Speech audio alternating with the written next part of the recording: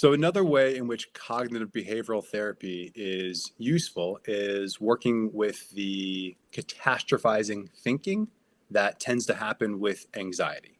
So what do I mean when I say catastrophizing?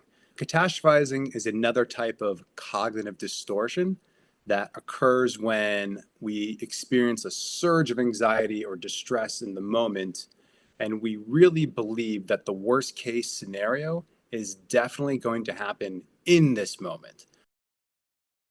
One example of catastrophic thinking would be back in the day, perhaps you were in school and you might have received a bad grade on a test, and immediately you might have thought, oh no, my life is over. That my life is over piece is a good example of catastrophic thinking because it assumes the absolute worst case is definitely going to happen in this moment as a result.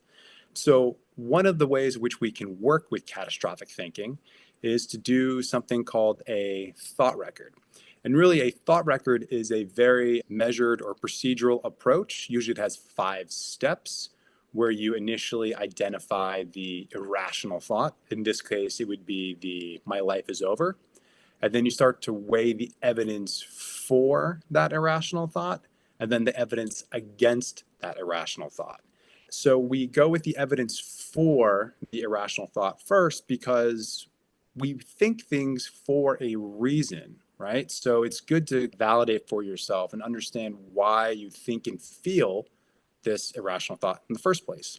We then go to the evidence that does not support that irrational thought because it's important to then observe the counterbalance and add in the evidence that we're not initially taking in.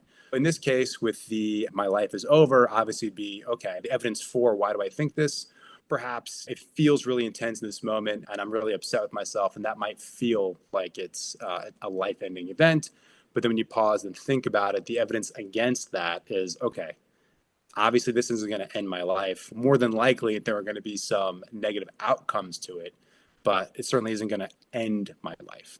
And really, what you do when you do the evidence for and the evidence against, then you land on that final step of the thought record, which is going to be the more measured approach.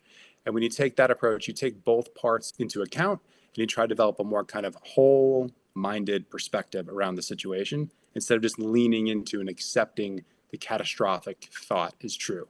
For example, that kind of last step with the thought record in this case might be, okay, so I am upset with myself for the poor grade on the test. That's reasonable. That's fair.